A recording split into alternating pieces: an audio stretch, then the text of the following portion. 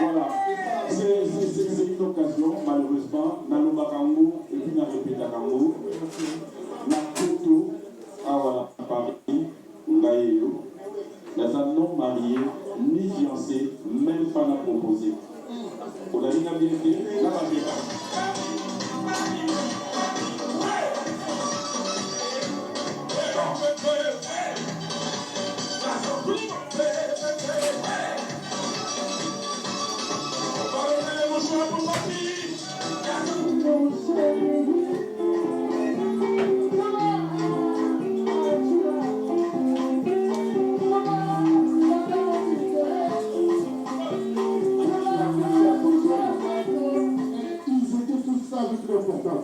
Tu as compris moi.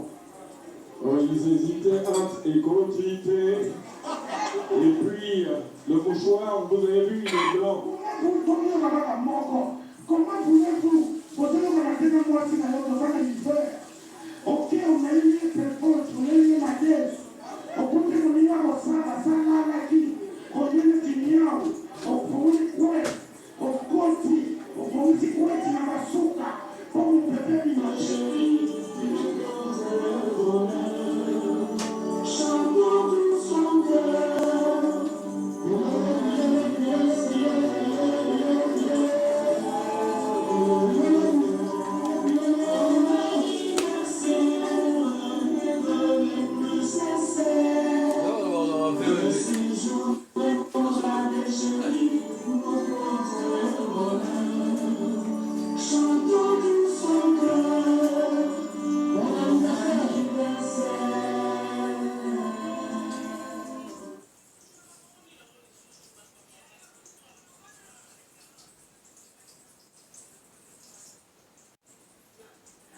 Voilà, c'était juste un extrait. Un grand merci à Olivier Moukoko, un grand merci à Stella Makenda, un grand merci à Mouké Katanga, à Sesquin, à Christian et Grace. Merci à Maître Tony, à Maître Chouramboma, pourquoi ne pas dire un grand merci à Willy Moucheni, un grand merci à Ted Tendai, toujours présent, omniprésent. Merci à Melkate, Salegra Mafuta, Sinfo Mayenga et toute la grande équipe technique. Adoyoué, je te dois beaucoup. Je te dis sincèrement, du fond du cœur, un grand merci. Merci Sim Cécélé, Vini Pella, Alissala, de tous les temps, de tous les jours. Tous les amis, je vous dis merci. Saint-Marc et Tabou, Paul Moukeleng, et je serai cité tous les noms. Mais tout au long de cette émission, je pense, je reviendrai une fois de plus pour vous dire merci pour tout. Rendez-vous le dimanche prochain pour suivre cet événement. Alors, on revient. Héritier Ouattara. Qui a son excellence. Voilà, cette fois-ci, tout Betasco sur la retirade. Bien, bien. Déjà pour commencer, je dirais félicitations. Ça c'est de tout cœur. Il faut Nazalengra. Nous avons entendu cet album, c'est arrivé enfin. Je pense, comme tu l'as si bien dit, album Oroyo pour comprendre bien.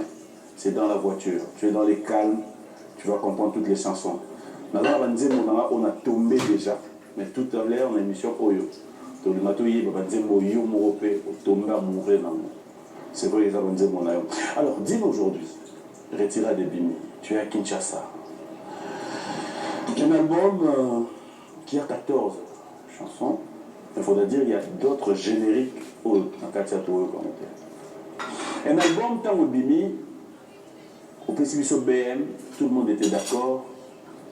Au PCBSO générique, tout le monde murmurait.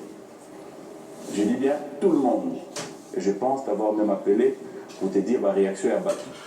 C'était quoi Héritier Watanabe? Déjà au moins, le murmure ou les critiques, moi ça ne me gêne pas. Primo parce que ce que je suis, et ça parce que je n'ai pas le murmure. Alors, quand on dit BM, il y a un esprit.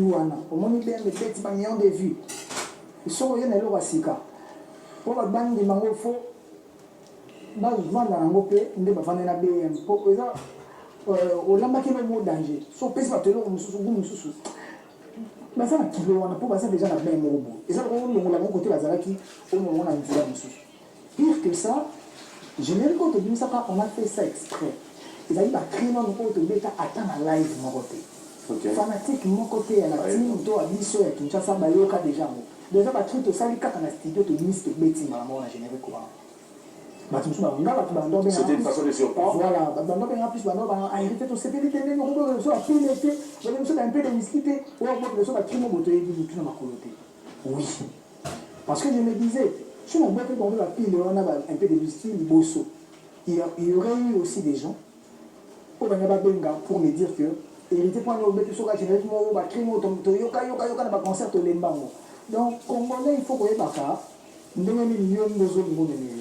moi je me dis, ma musique d'abord c'est ma vision. Et ce que je fais là, c'est pas, je ne le fais pas par hasard. C'est une grâce et c'est pas mes efforts seulement. C'est aussi une grâce que j'ai derrière. Donc il fallait qu'il ait bêta. Mais il est décollé. Surtout dans le nombre de vies, déjà. Pourquoi? Parce qu'il fallait pas la peine, on va comprendre. Voilà, tu veux ça disque. Tant que tu as fait un anglais, mais tu vas au Cameroun. Ah oui, c'est hérité. On va pas masser en là. On va t'accaparer au côté où il pour besoin de mettre un anglais. Donc, il faut comprendre que il faut pas jouer tant mais dans oh, hérité, on t'a yémi. Donc, voilà. Mais ça va encore après. Koye, papa, ce qu'on va tous appeler surtout que, maintenant, c'est une douceur propre, ma charme. Donc, on fait la mélancolie, mélodie, charme, nuance. Et plus important, texte. Et quel texte? Texte intelligente. Ok. Voilà. C'est ça. Tout pour ça, apparemment, il y a quelqu'un qui a aussi là. Tout de suite, on a été. Non, bien, au banda, au limbe, ça m'a question. Non, je suis prêt à ça.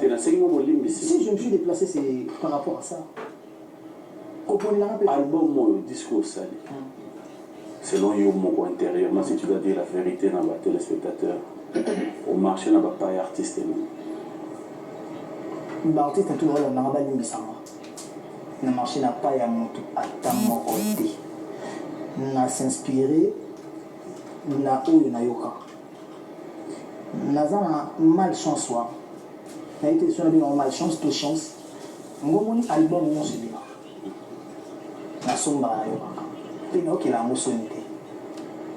Maintenant, est-ce que le niveau est encore? Pour moi, on a ça l'idée. Pour le moment, on a tout ça. Donc, on a bande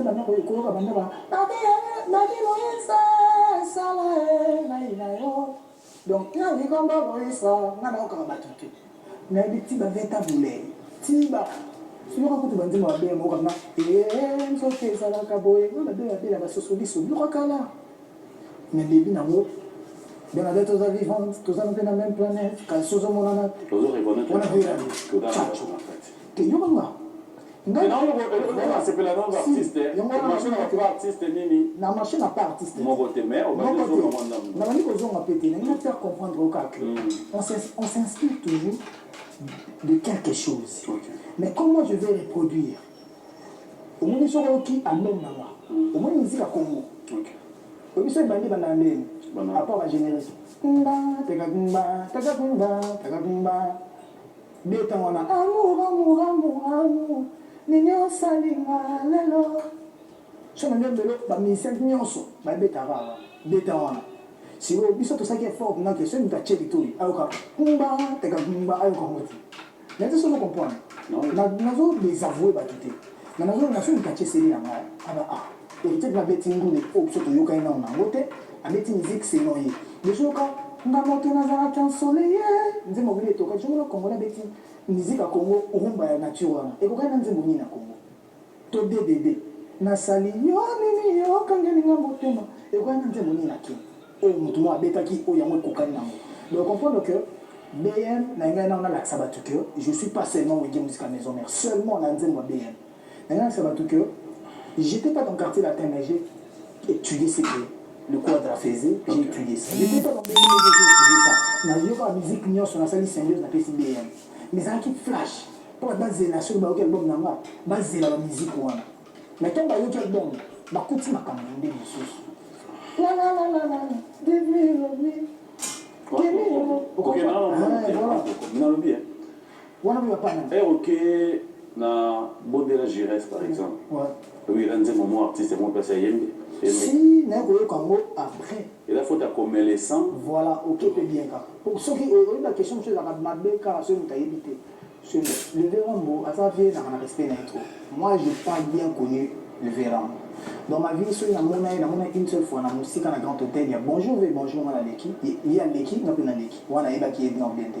Quand il y a la télé, il y a des stars, une grande star, mais quand on a une seule fois, dans ma tante, papa Charles, on a dit que c'est déplacé, il y a quelqu'un qui a avec moi dans ma tante. On a dit que c'est là.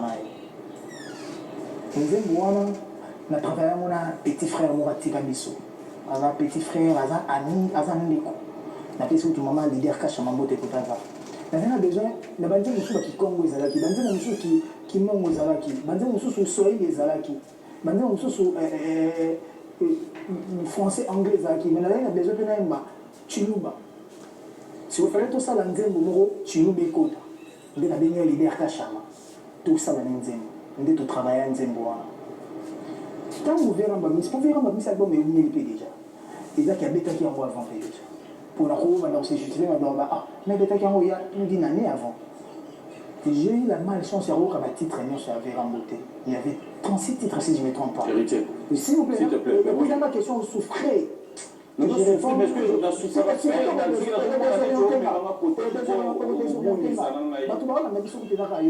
vais poser question pour la bateau dans la mission.